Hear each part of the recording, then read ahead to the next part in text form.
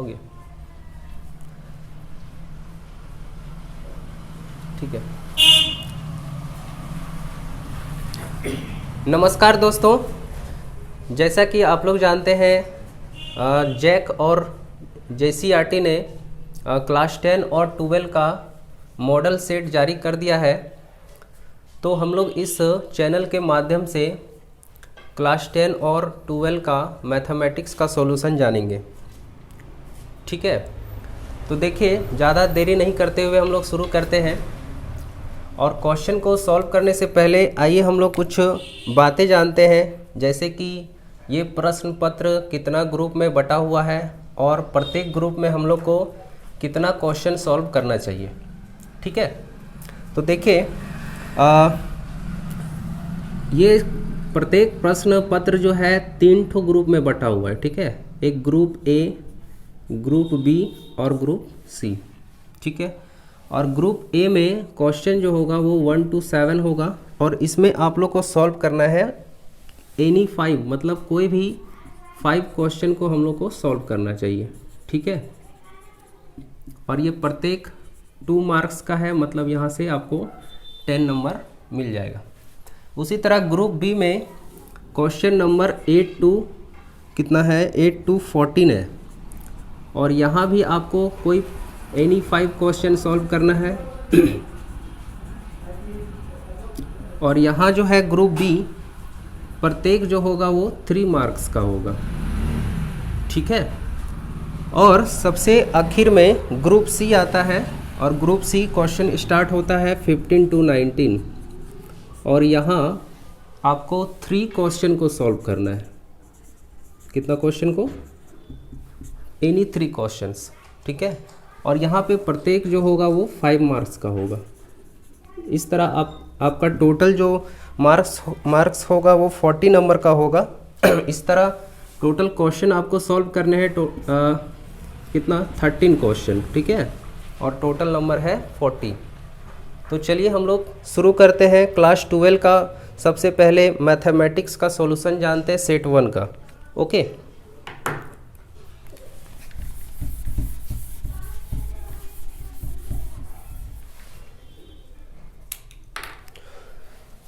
चलिए हेडिंग लगा लीजिए, सेट 1 क्लास 12, ठीक है। देखिए, ग्रुप ए का सबसे पहले हम लोग क्वेश्चन को सॉल्व करते हैं। Group A, okay. Group A का जो पहला क्वेश्चन है वो आपको वैल्यू निकालना है। और वैल्यू क्या निकालना है? दिया हुआ है integral 2 - 3 sin x upon cos square x। इसका आपको क्या करना है? वैल्यू निकालना है, ठीक है। तो देखिए, इसको हम लोग लिख सकते हैं 2/cos square x minus 3 sin x by cos square x, okay. यानी केवल हम लोग क्या किए, इसको सेपरेट कर दिए, इतना बाय इतना, इतना बाय इतना, ठीक है। अब जो है 2 cos स्क्वायर एक्स को 1 बाय cos स्क्वायर एक्स है, तो हम लोग जानते हैं 1 बाय cos स्क्वायर एक्स क्या होगा, sec स्क्वायर एक्स होगा। और 3 इसको हम लिख सकते हैं sin x by cos x into 1 by cos x। देखिए, cos x क्या हो जाएगा, cos स्क्वायर एक्स हो जाएगा, ठीक है। पूरा में ब्रैकेट लगा देते हैं और यहाँ dx लिख देते हैं, ठीक है। अब देखो, यहाँ हम लिख सकते हैं इसको 2 sec square x minus 3 sin by cos क्या होता है, तो tan x होता है, इंटू 1 बाय cos x होता है sec x, ठीक है। यहाँ दे देते हैं dx। अब देखिए, दोनों को हम सेपरेट कर देते हैं। इसमें क्या करते हैं, 2 बाहर ले लेते हैं, तो यहाँ बच जाता है sec स्क्वायर एक्स, dx लगा देते हैं। यहाँ 3 बाहर ले लेते हैं, बच जाएगा यहाँ पे कितना, tan x into sec x, okay. अब 2 sec स्क्वायर x का जो इंटीग्रल होता है वो कितना होता है, तो ये होता है आपका 10x, ठीक है, minus 3 10x into sec x का होता है sec x, प्लस c देना पड़ेगा क्योंकि ये इनडिफिनिट इंटीग्रल है, ठीक है, और यही आपका हो जाएगा आंसर। ठीक है,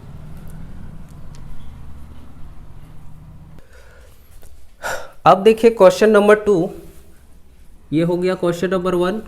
क्वेश्चन नंबर 2 कहता है कि find the order and degree of the following differential equation, ठीक है, ऑर्डर और डिग्री निकालना है। क्वेश्चन क्या दिया है, dy/dx और इसका स्क्वायर है plus 3d2y/dx square equal to 0।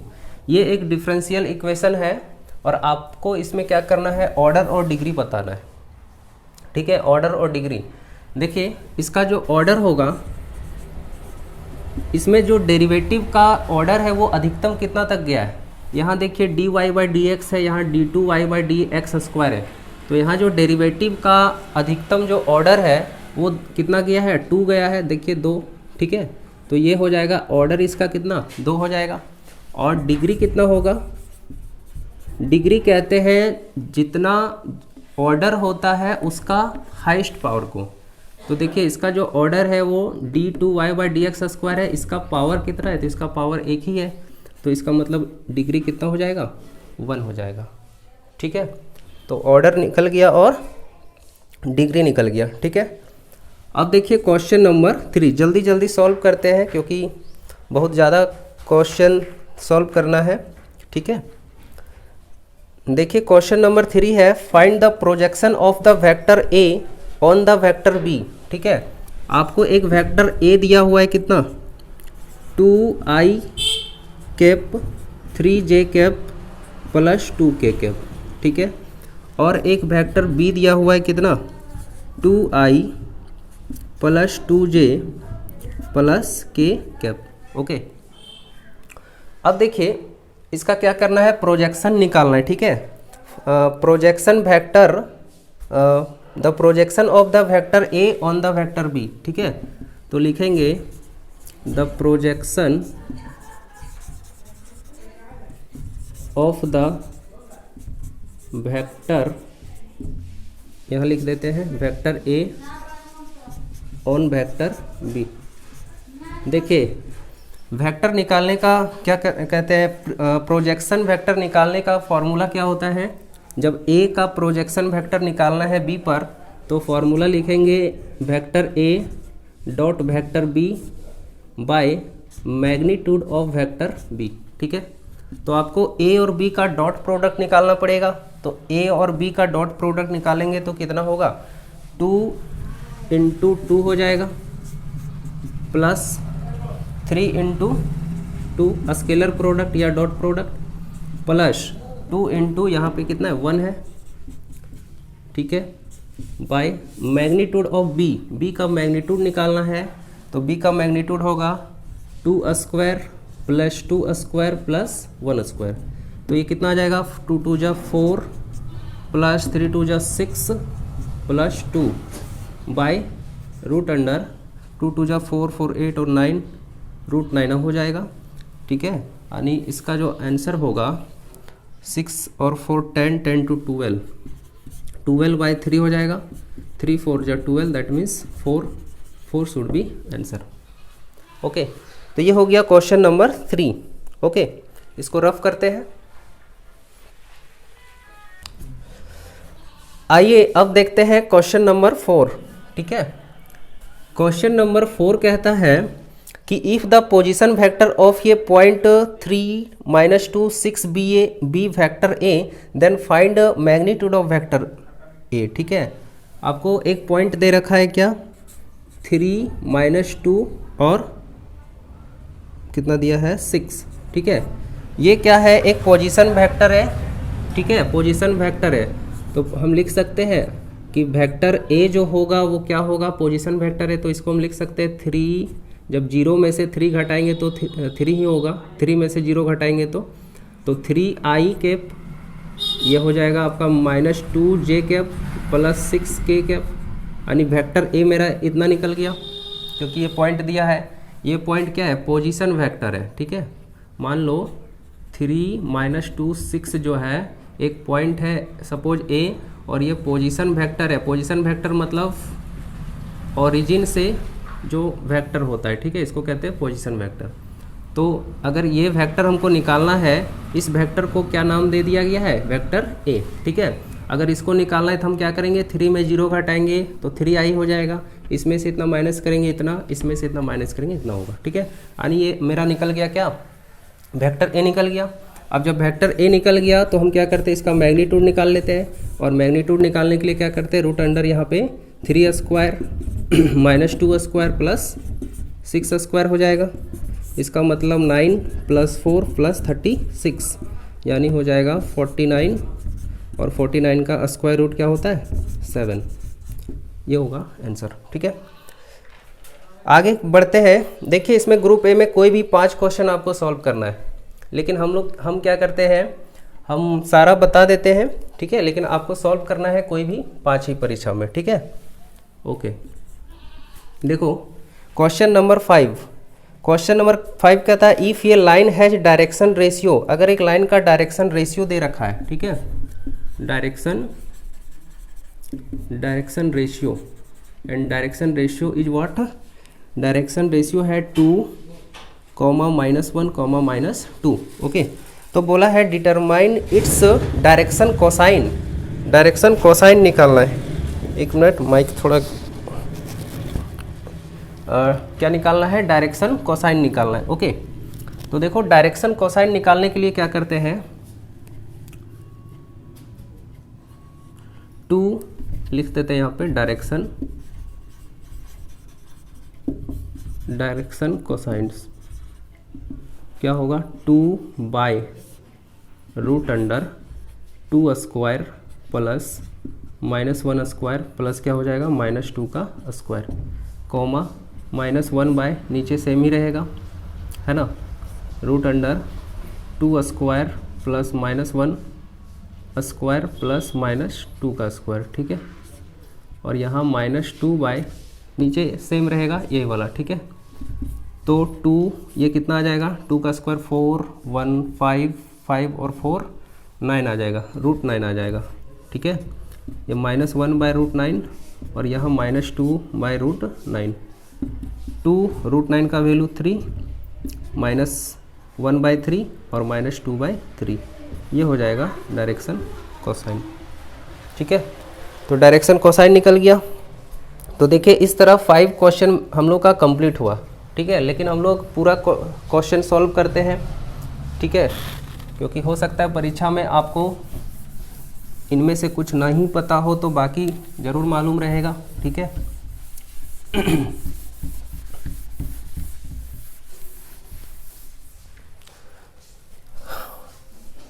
देखिए हम लोग अब पढ़ते हैं क्वेश्चन नंबर कितना 6। Find the direction cosine of the line segment joining the points इतना एंड इतना। देखिए आपको 2 पॉइंट्स दे रखा है, ठीक है।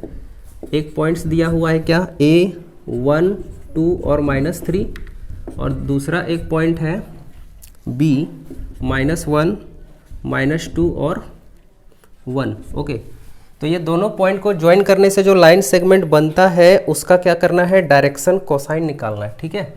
तो इसको हम लोग कैसे बनाएंगे, तो हम लोग जानते हैं, देखिए वी नाउ दैट, हम लोग जानते हैं the direction cosine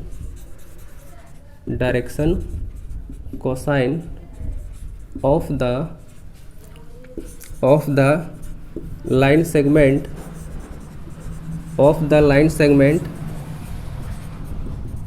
joining the point मान लेते हैं A x1 y1 z1 and B x2 y2 and z2 is.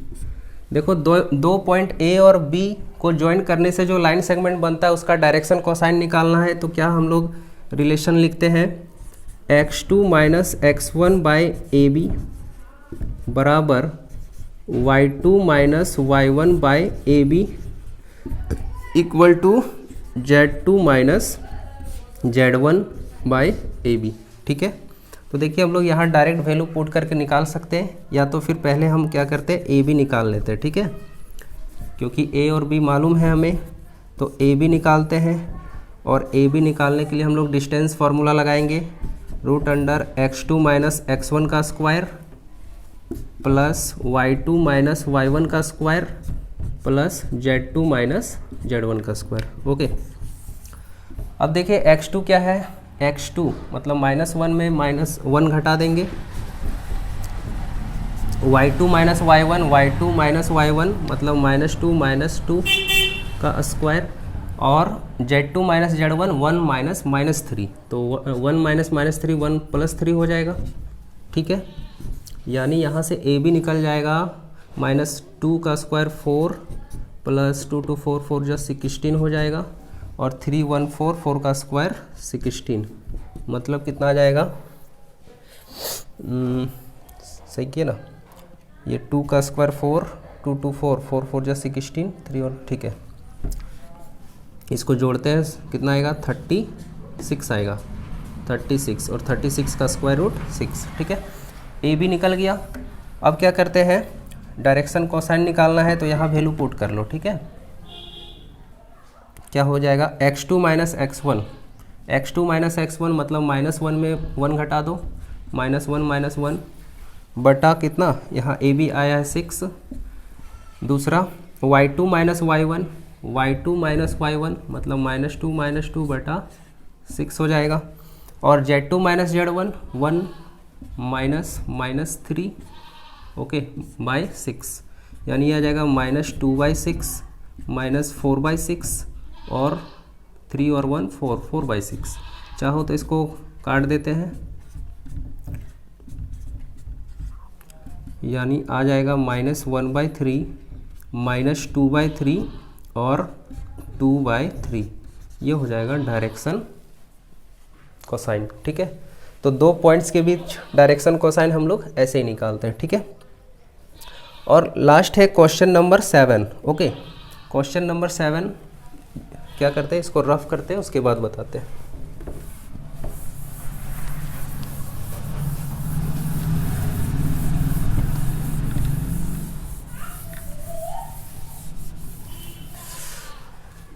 Okay, देखिए क्वेश्चन नंबर 7, ठीक है, प्रोबेबिलिटी से है। कहता है पी ए दिया है, ठीक है, पी ए दिया है 7/13, पी बी दिया हुआ है 9/13 और पी ए इंटरसेक्शन बी दिया हुआ है 4/13। ओके, तो कहता है P find P A by B and P B by ए।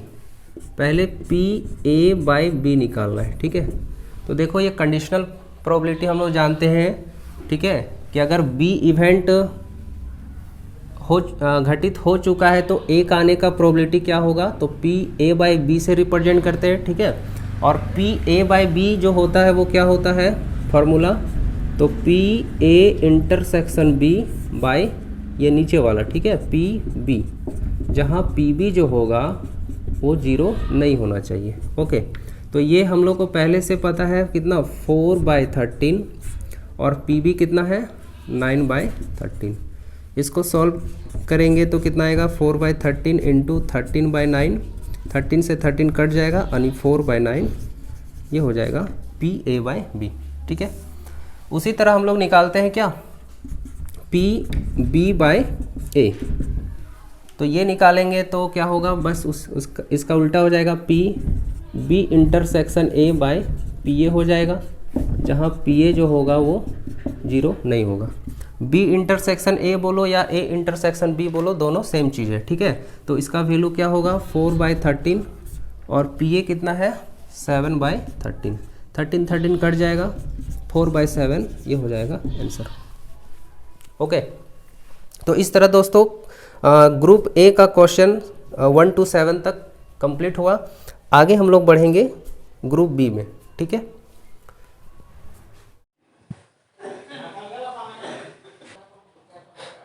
अब देखिए हम लोग ग्रुप बी का क्वेश्चन को सॉल्व करते हैं। ग्रुप बी स्टार्ट होता है क्वेश्चन नंबर 8 से, ठीक है। और क्वेश्चन नंबर 8 कहता है इवैल्यूएट करना है, क्या दिया है, इंटीग्रेशन निकालना है किसका, cos 4x का, ठीक है।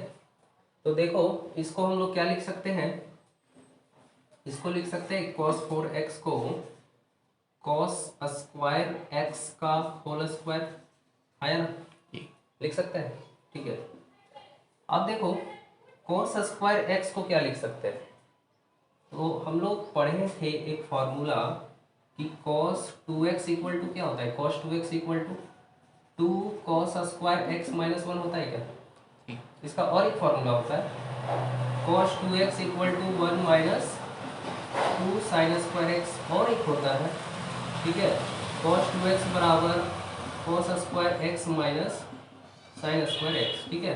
लेकिन हमको ये वाला का प्रयोग करना है, ओके। देखो इसका प्रयोग कैसे करेंगे अगर हम क्या करते हैं, दोनों साइड में 2 से डिवाइड कर दें तो 2 कट जाएगा क्या, ठीक है। सॉरी यहाँ मत डिवाइड करो, ठीक है। एक काम करते हैं, इसको लिख सकते हैं हम लोग 2 cos square x equal to 1 plus cos 2x, लिख सकते हैं, ठीक है। अब इसको डिवाइड कर दीजिए, तो ये 2 कट जाएगा क्योंकि हमको ये वाला लाना था, तो ये आ गया ना, cos square x equal to 1 plus cos 2x by कितना 2, यही चीज है। तो देखिए cos स्क्वायर x को हम लिख सकते हैं क्या कि 1 प्लस cos 2x बाई 2, इसका हो जाएगा होल स्क्वायर, ठीक है। अब देखो 2 का स्क्वायर 4 होता है, 1/4 हम क्या करते हैं, बाहर निकाल लेते हैं, तो यहाँ बच जाएगा 1 प्लस cos 2x का होल स्क्वायर। थोड़ा जल्दी जल्दी सॉल्व करते हैं क्योंकि वीडियो बहुत लंबा हो जाएगा ठीक है। तो 1/4 1 प्लस cos 2x, देखिए a प्लस बी का होल स्क्वायर है, तो a प्लस बी का होल स्क्वायर क्या होगा, a square plus 2ab plus b square हो जाएगा, ओके, ठीक है। इसको मिटा देते हैं,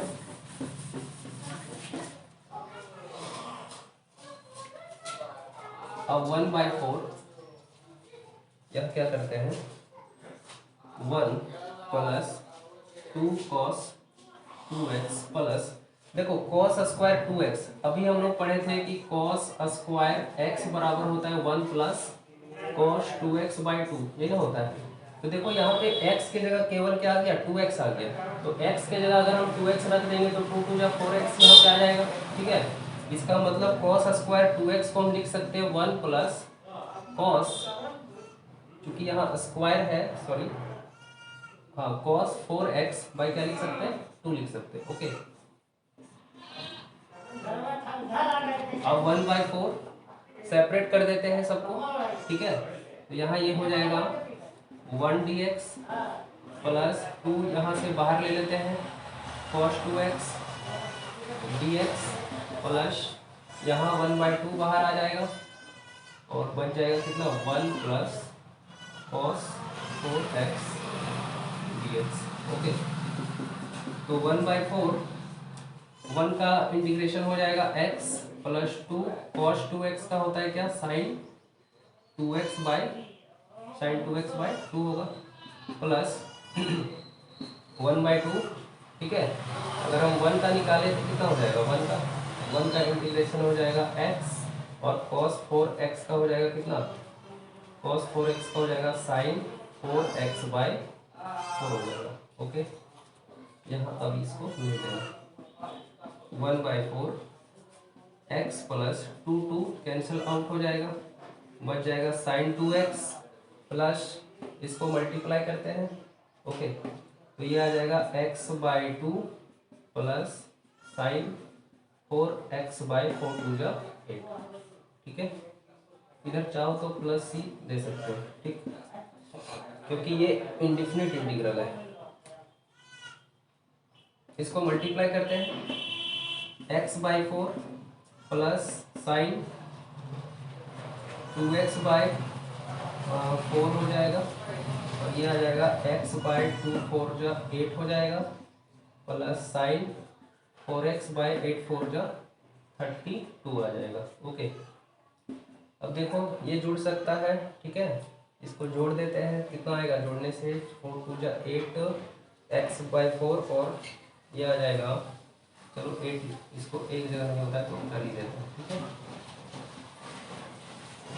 sign 2x by 4 plus sine 4x by 32 plus c, जोड़ देते हैं तो कितना आ जाएगा 8 4 2 3x बाय 8 आ जाएगा, 3x by 8 sine 2x by 4 plus sine 4x by 32 plus c, और यही हो जाएगा आंसर। ठीक है, कोई दिक्कत है? क्वेश्चन ये है कि x sine inverse x by root under 1 minus x square ds, इसका इंटीग्रल फाइंड करना है, ठीक है। तो देखो इसको हम क्या करते हैं, ऐसे इसको भी हम लोग t मान सकते हैं और इसको भी, ठीक है। तो हम क्या करते हैं सुविधा के लिए, लेट साइन इनवर्स x को t मान लेते हैं, ठीक है, साइन इनवर्स x को क्या मान लिए t। अच्छा, ये आगे काम देगा, इम्प्लाइज दे के लिख लो, क्या लिख लो कि sine inverse x equal to जब t है तो क्या हम लिख सकते हैं sine t equal to x, लिख सकते हैं बिल्कुल, ठीक है ना। ओके, अब देखिए डिफ्रेंशिएट कर दो, ठीक है, differentiate both sides with respect to x, x के रिस्पेक्ट में डिफ्रेंशिएट कर देते हैं, ठीक है। तो साइन इनवर्स x का डिफ्रेंशिएशन क्या होता है, 1 by root under 1 minus x square होता है, और ये हो जाएगा इधर dt बाय dx। हम यहाँ से dx निकाल लेंगे, dx निकालेंगे क्या होगा dt into root under 1 minus x square, ठीक है। अब क्वेश्चन लिखते हैं x into sine inverse x by 1 minus x square dx, ठीक है। t के टर्म में बदलेंगे तो x को लिख सकते हैं साइन t, लिख सकते हैं, इंटू साइन इनवर्स x को t माने हैं by root under 1 minus x square, और dx को लिख सकते हैं dt into root under 1 minus x square, ये कट जाएगा तो क्या बच जाएगा t into sine t dt, ठीक है। अब देखो ये fx है, ये gx है, तो इसको हम लोग सॉल्व करेंगे इंटीग्रेशन बाय पार्ट मेथड से, ठीक है। और इंटीग्रेशन बाय पार्ट मेथड से हम लोग एक फॉर्मूला जानते हैं कि अगर दो फंक्शन fx इंटू जी एक्स रहेगा तो इसका इंटीग्रेशन निकालने के लिए हम लोग क्या करते हैं, पहला वाला लिखते हैं पहले fx, फिर इसका इंटीग्रेशन निकालते हैं सेकेंड वाला का, फिर माइनस देते हैं integral of d by d x of fx, okay, और इंटू इंटीग्रल ऑफ dx, ये करते हैं, ठीक है।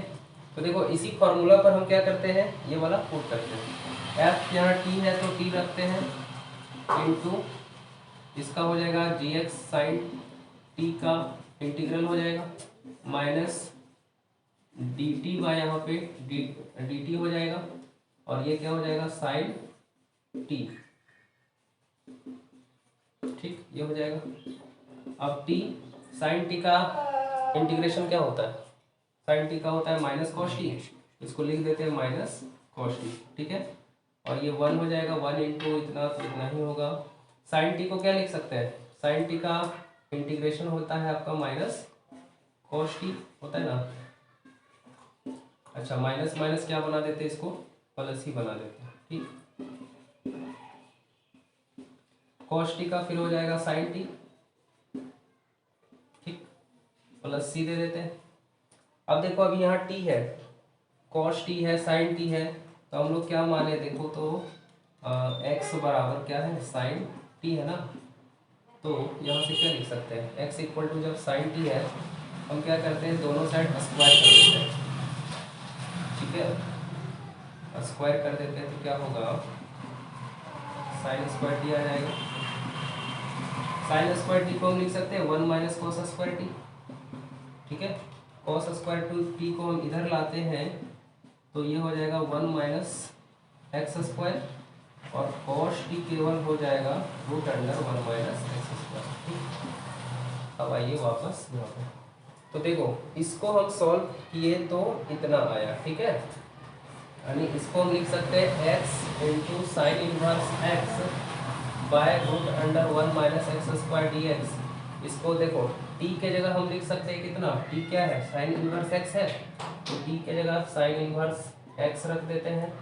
ठीक है, cos t कितना आया, root under 1 minus x square आया, प्लस साइन t एक्चुअल में x है देखिए, ठीक है, प्लस c।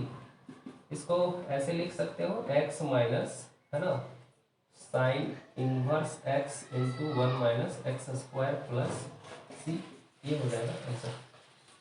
ठीक है, तो इस तरह क्वेश्चन नंबर 9 कंप्लीट हुआ। आगे हम लोग बढ़ेंगे क्वेश्चन नंबर 10 की ओर, तब तक रफ कर देते हैं। ठीक है, देखिए ये क्वेश्चन नंबर 10 है ग्रुप बी का। ये कहता है इसका इंटीग्रल फाइंड करना है, ये डिफिनिट इंटीग्रल का क्वेश्चन है।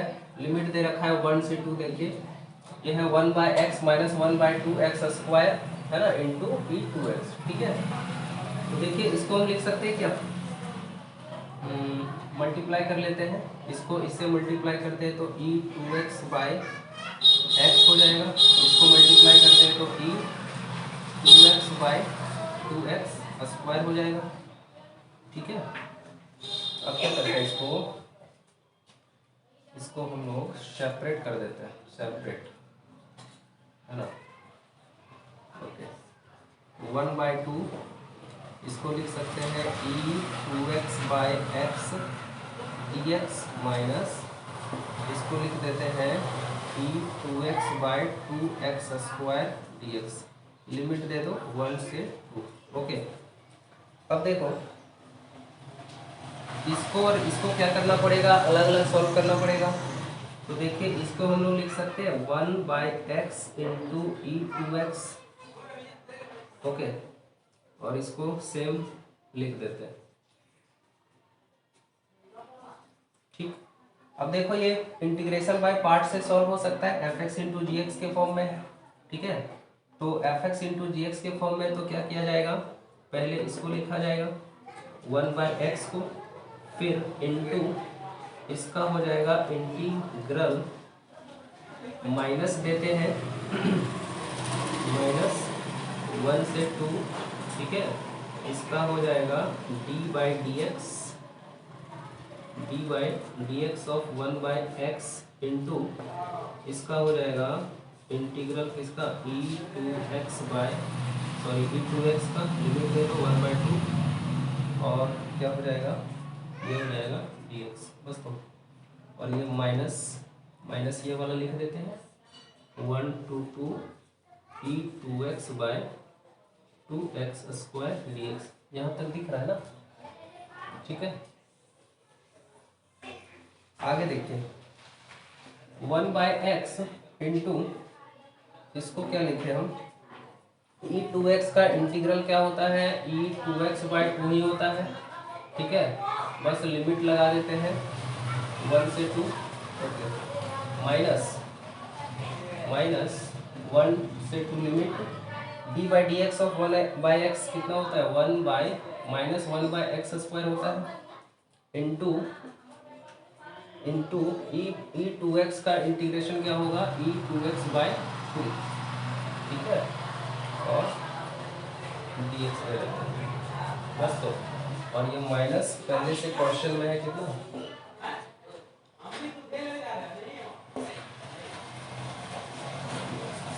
ठीक है, इसको अभी रहने लेते हैं।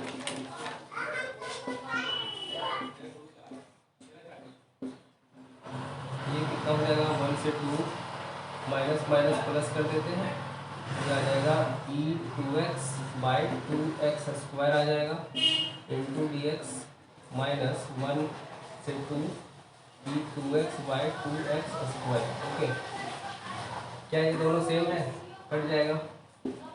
अब वैल्यू रख दो, x की जगह 2 रखेंगे तो 2 2 जा 4 बाई 2 हो जाएगा, माइनस x की जगह एक बार 1 रखो तो 1 रखेंगे तो यहाँ हो जाएगा e2/2 यानी e4/4 माइनस e2/2, ये हो जाएगा आंसर।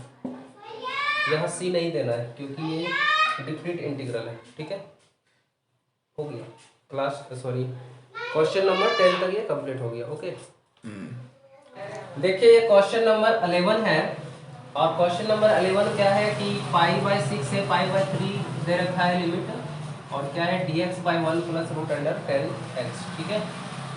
तो देखो इसको क्या करते हैं, i मान लेते हैं कि i मान लो, और हो जाएगा π/6 से π/3 dx/1 प्लस, इसको लिख सकते हैं 10x को sin x बाई क्या cos x, है ना, लिख सकते हैं।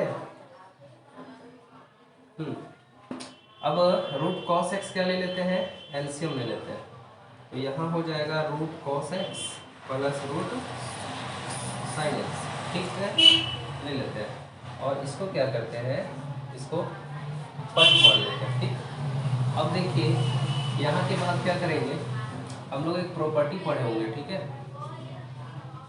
क्या प्रॉपर्टी पढ़े होंगे कि a टू b अगर लिमिट है तो इसको हम लिख सकते हैं f, इसको लिख सकते हैं f of a plus b minus x, ये लिख सकते हैं, ठीक है। तो इसके अनुसार इसको हम लिख सकते हैं क्या, i इक्वल टू π/6 टू π/3, ठीक है, और रूट cos x है, cos x है ना, तो cos x क्या है, fx है, फंक्शन है, ठीक है। तो cos x को हम लोग लिख सकते हैं क्या, a प्लस b, तो a क्या है π/6 है, और b क्या है π/3 है, और माइनस x, इतना लिख सकते हैं, बाय या प्लस है यहाँ पे, प्लस देखो रूट साइन एक्स है, तो साइन एक्स को लिख सकते हैं root under sine π/6 plus π/3 minus x by a plus b x, ठीक है, बाय रूट कॉस एक्स, तो रूट कॉस ऑफ एक्स को फिर से लिख सकते हैं हम π/6 plus π/3 minus x, okay, d x दे देते हैं, π/6 से π/3 हो जाएगा, देखो इसको जोड़ेंगे कितना आएगा, 3 2 6 है ना, यानी आ जाएगा ये 3/π/2 आ जाएगा, है ना, यानी इसको हम लिख सकते हैं cos π/2 minus x plus root under sine, ये भी जोड़ेंगे तो π/2 आएगा, ओके, बाय cos, इसमें भी π/2 आएगा माइनस एक्स, ठीक, यानी i बराबर हो जाएगा π/6 टू π/3 cos 90 माइनस थीटा क्या होता है, साइन थीटा होता है क्या, तो ये साइन एक्स हो जाएगा, और ये हो जाएगा रूट साइन 90 माइनस थीटा क्या cos x by cos 90 minus theta बराबर साइन एक्स, ठीक है। इसको मान लेते क्या, इक्वेशन 2। अब इक्वेशन 1 और 2 को क्या करते हैं, जोड़ देते हैं, चलिए यहाँ लिख देते हैं, ठीक है। Adding first and second, first और सेकेंड जोड़ेंगे तो i और i कितना हो जाएगा, 2i हो जाएगा, ओके, और ये दोनों को जोड़िए, देखिए ये दोनों जोड़ेंगे किसको किसको, क्या लिमिट दिया है π/6 से π/3, इसको जोड़ते हैं root cos x plus root sine x by कितना हो जाएगा, root cos x plus π/6 to π/3 root sine x plus root cos x by root cos x, ठीक है, यानी 2i इक्वल टू,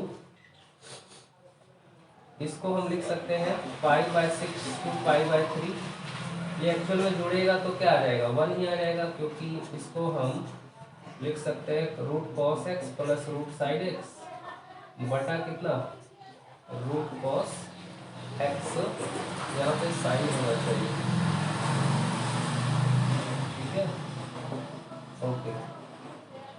अब देखिए 1 हो जाएगा, यानी 2i equal to limit π/6 to π/3 जो 1 हो जाएगा 1 dx, यानी 2i इक्वल टू 1 का इंटीग्रेशन क्या होगा x होगा, यानी x लिमिट लगा दो π/6 से π/3, ठीक है। यानी इसको लिख सकते हैं, यहाँ लिख देते हैं i इक्वल टू 1/2, 2 नीचे ले आते हैं, x का वैल्यू एक बार रखते हैं π/6 और एक बार π/3, तो i इक्वल टू 1/2 एलसीएम लेंगे तो पाई माइनस कितना हो जाएगा 3 2 6, इसका मतलब ये हो जाएगा,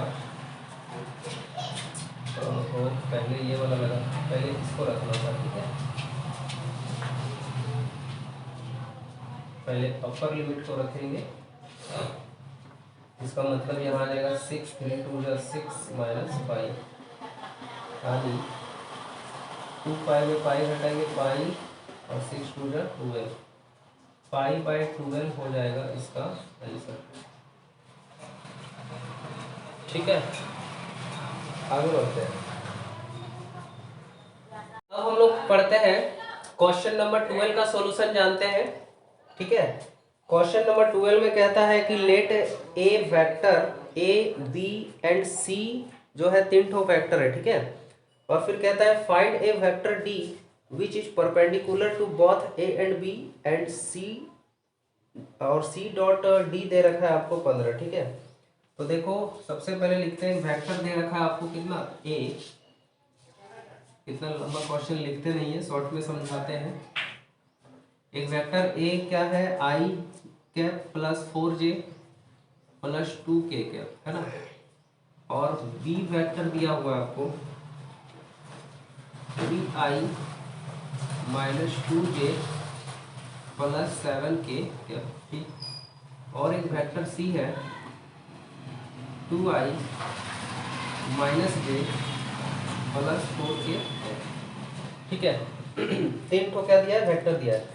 अब क्वेश्चन में बोल रहा है कि एक वेक्टर डी है जो परपेंडिकुलर है ए और बी का, ए का भी परपेंडिकुलर है और बी का भी परपेंडिकुलर है, एक वेक्टर डी, ठीक है। और आपको क्वेश्चन में दे रखा है कि vector C dot vector D दिया है कितना 15 ठीक है। तो हम मान लेते हैं लेट एक वेक्टर डी मान लेते हैं और उसको क्या मानते हैं एक्स आई कैप प्लस वाई जे कैप प्लस जेड के कैप, कोई दिक्कत है। अब देखो अगर क्वेश्चन ये है, ठीक है। अब देखिए डी जो है इसका परपेंडिकुलर है, लिख देते हैं D vector D is perpendicular to both vector A and vector B. Perpendicular है तो देखो जब एक वेक्टर दूसरा का परपेंडिकुलर होता है तो दोनों का जो डॉट प्रोडक्ट होगा वो क्या होता है 0 होता है, ठीक है, 0 होना चाहिए। तो vector D dot vector A जो होगा वो क्या होगा 0 होगा, ठीक है। और डी कितना दिया है देखो, डी है x i plus y j plus z के, है ना।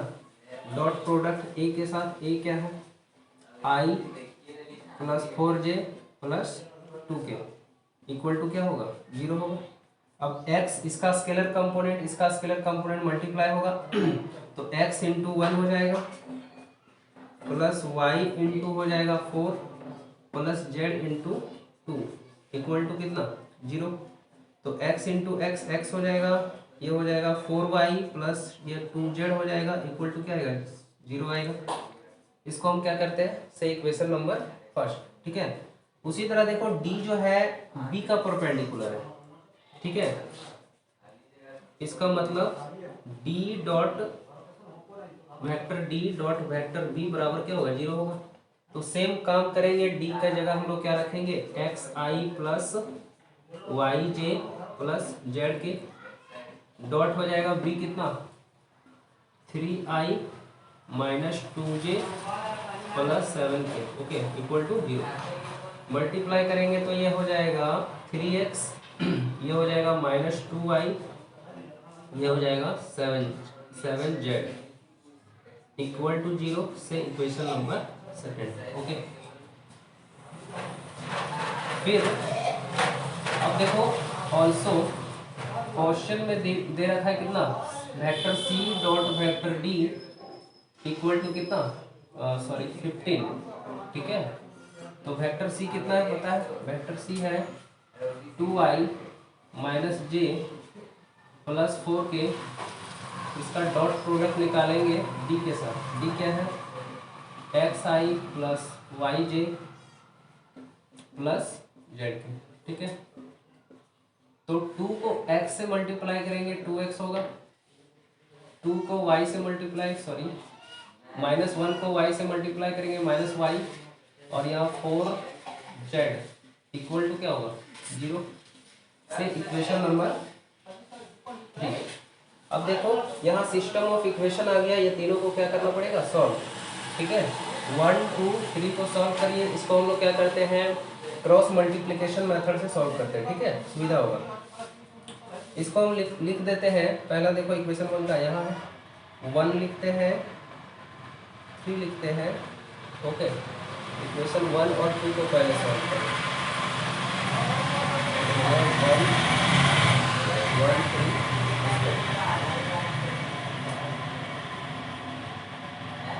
Solving equation 1 and 2। देखो ये 1 और 3 लिखते हैं, फिर क्या होगा 4 माइनस 2, फिर 2 7, और एक बार लिख दो 1 3। अब क्या करो, क्रॉस, इसका क्रॉस प्रोडक्ट करिए, ठीक है। ये होता है बीच वाला x के लिए, x बाय क्या होगा 7 4 जा 28 माइनस ये हो जाएगा आपका 2 2 जा 4 माइनस 4 यानी प्लस 4 हो जाएगा, ठीक है।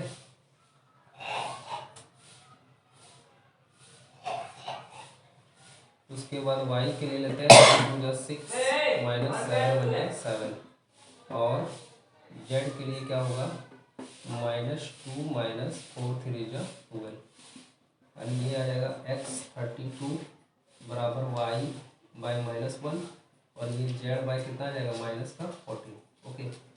इसको इसके बराबर करते हैं, x का वैल्यू निकालते हैं,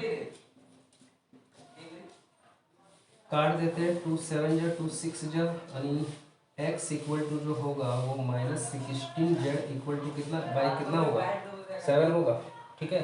फिर y को इसके बराबर करते हैं,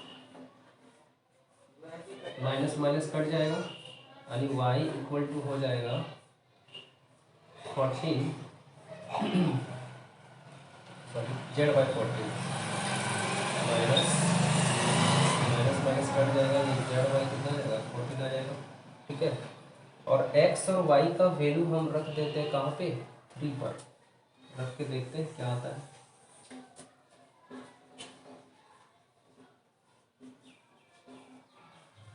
Putting the value of x and y in equation number 3, तो इक्वेशन नंबर 3 में रखेंगे 2 इंटू एक्स की जगह कितना रखेंगे -16/7z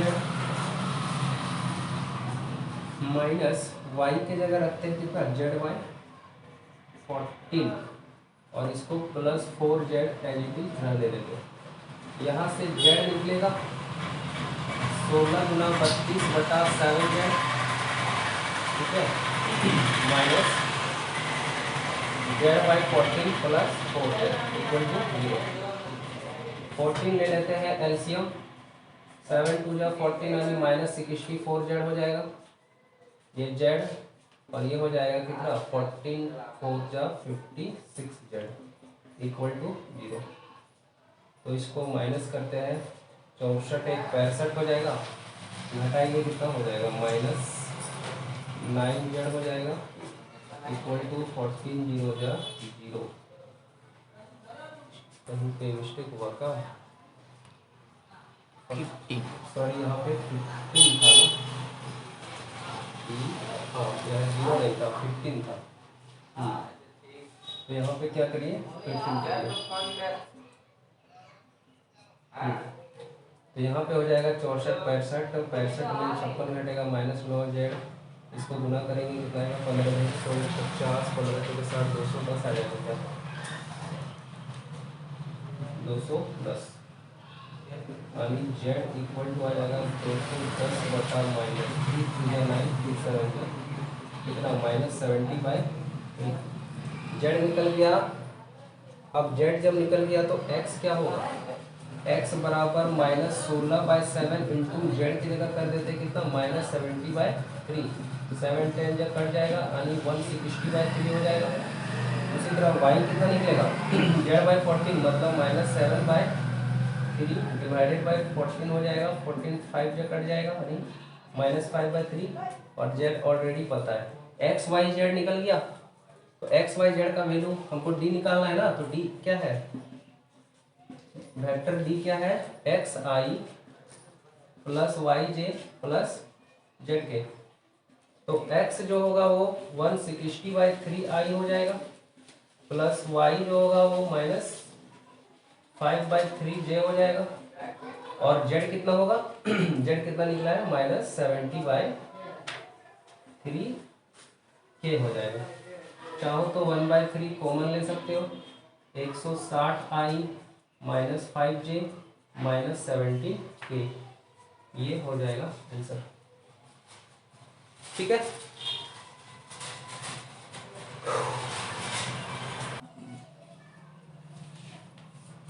हो गया।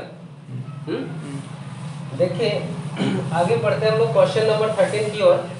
क्वेश्चन नंबर 13 कहता है find the angle between the, जो पैर दिया है लाइन का उसके बीच एंगल निकालना है। ठीक है, देखो एक वेक्टर फॉर्म में इक्वेशन दिया है। ठीक है, वो क्या दिया है, वेक्टर r बराबर 3i plus j -2k plus lambda into i -j -2k।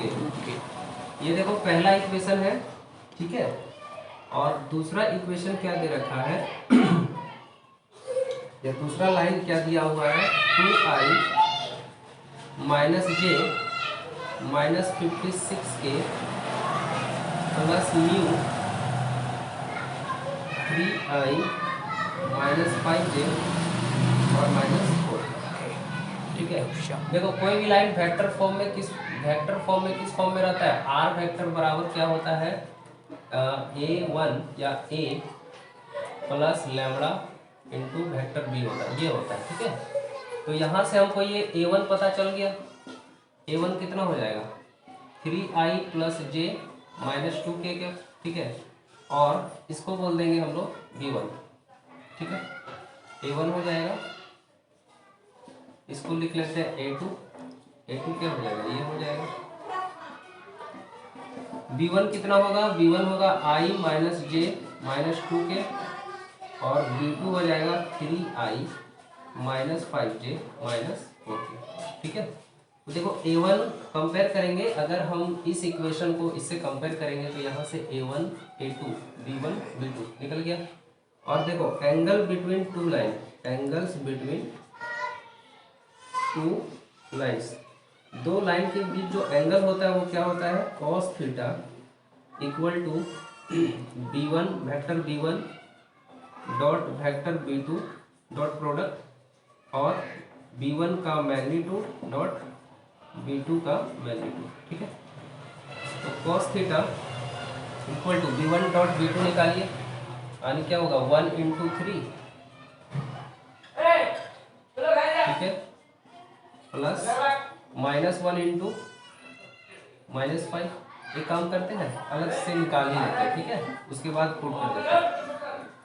देखो b1 डॉट b2 हम निकालते हैं तो क्या होगा 1 इंटू 3, स्केलर प्रोडक्ट है तो स्केलर कंपोनेंट को मल्टीप्लाई करेंगे, -1 इंटू -5, उसके बाद प्लस -2 इंटू -4।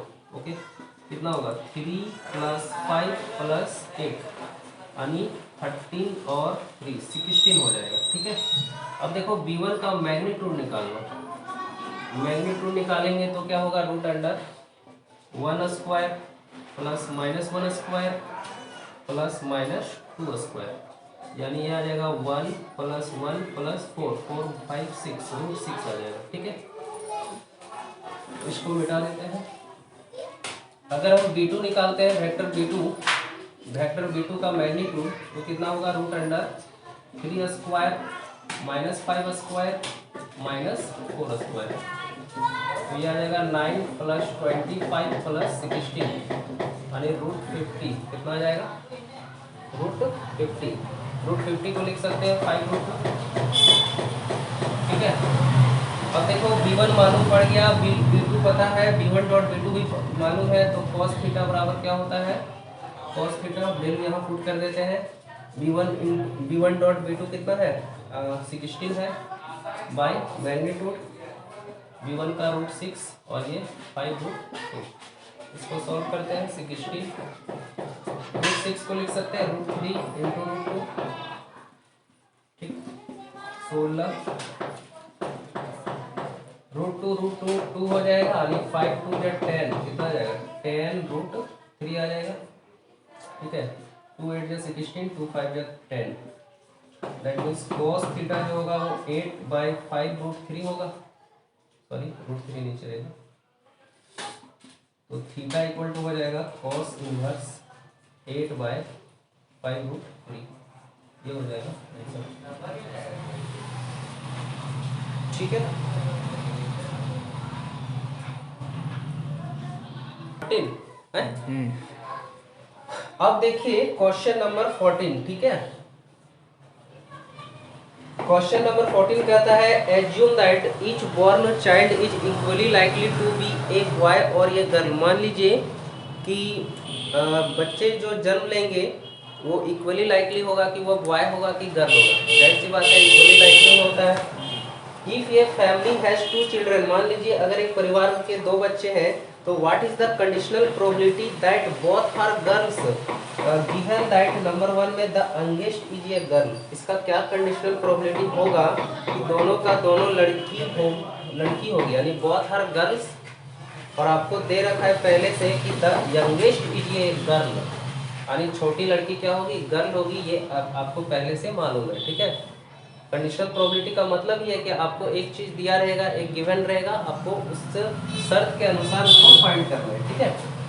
तो देखो सबसे पहले 2 बच्चे हैं परिवार में, ठीक है, तो सैंपल स्पेस क्या हो जाएगा, किधर गया, वही बोला ना, एक फैमिली हैज 2 चिल्ड्रन, 2 बच्चे हैं, तो 2 बच्चे हैं, तो कितना इसका सैंपल स्पेस में क्या क्या हो सकता है बताओ। तो अगर हम गर्ल को मान लेते हैं G और बॉय को मान लें B, तो क्या क्या हो जाएगा, हो सकता है कि उस परिवार में बॉय हो, क्या हो सकता है, बॉय और एक गर्ल हो। 2 बच्चे हैं तो दोनों का दोनों लड़के हो सकते हैं, या तो फिर एक लड़का एक लड़की हो सकती है, या तो फिर गर्ल बॉय हो सकता है, ठीक है, हो सकता है गर्ल हो, है ना।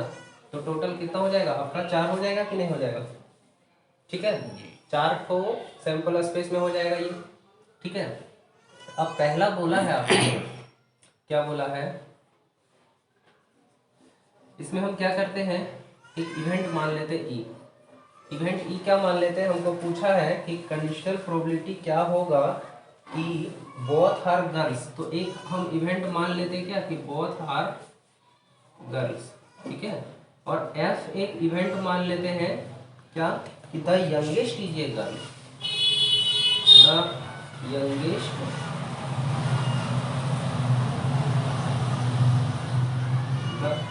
इज ए गर्ल, ठीक है।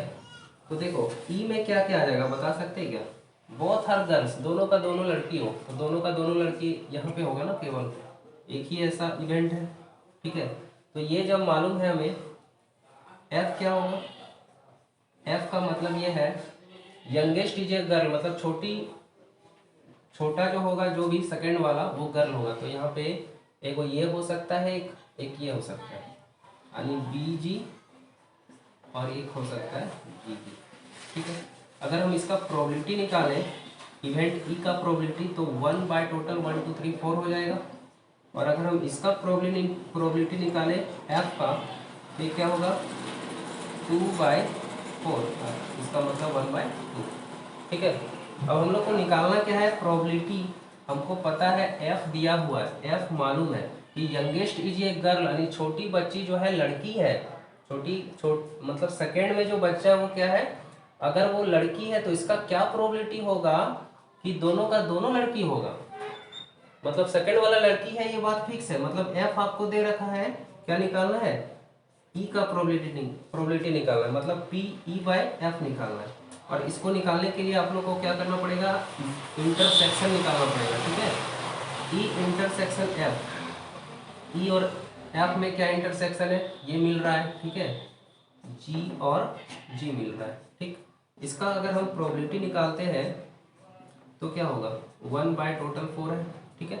अब लगाइए कंडीशनल प्रोबेबिलिटी का फॉर्मूला। एफ दिया हुआ है, ई निकालना है, मतलब पी ई बाय एफ निकालना है, और पी ई बाय एफ का फॉर्मूला होगा p e intersection f by P F, जहाँ पी एफ जो होगा वो 0 नहीं होगा, ठीक है। यहाँ लिख देते हैं, okay. P e intersection f कितना है, 1/4 है, और पी एफ कितना है, पी एफ है 1/2। इसको सॉल्व करा तो कितना आएगा, 1/2 आएगा, ये हो गया 1/2, नंबर 1, ठीक। नंबर 2 क्वेश्चन क्या बोला है, नंबर 2 में क्वेश्चन है, कुछ किधर गया क्वेश्चन जी, at least one is a girl, at least one is a girl, यानी कम से कम एक लड़की होगी। तो मान लो एक event, at least one is a girl, at least one is a girl, कम से कम एक लड़की होगी। तो इससे एफ क्या निकल जाएगा, कम से कम एक का मतलब ज़्यादा से ज़्यादा 2 भी चलेगा, तो ये तीनों हो जाएगा, ठीक है। कम से कम एक का मतलब क्या हुआ कि एक तो होना ही चाहिए, एक से ज़्यादा भी चलेगा, ठीक है। तो जी भी और ये जी जी, मतलब अगर हम इसका प्रोबेबिलिटी निकालें तो 3/4 हो जाएगा। अब P क्या निकाल दो, E by f, p e by f क्या होगा, p e intersection f by f. E by f दे रखा है कितना, e by f sorry e intersection f कितना है, 1/4 है, और पी एफ यहाँ के लिए कितना है, 3/4। इसको कोई दूसरा इवेंट भी मान सकते थे, यानी 1/3 हो जाएगा आंसर। इस तरह ग्रुप बी का सारा क्वेश्चन दोस्तों खत्म हुआ, ठीक है, कंप्लीट हुआ।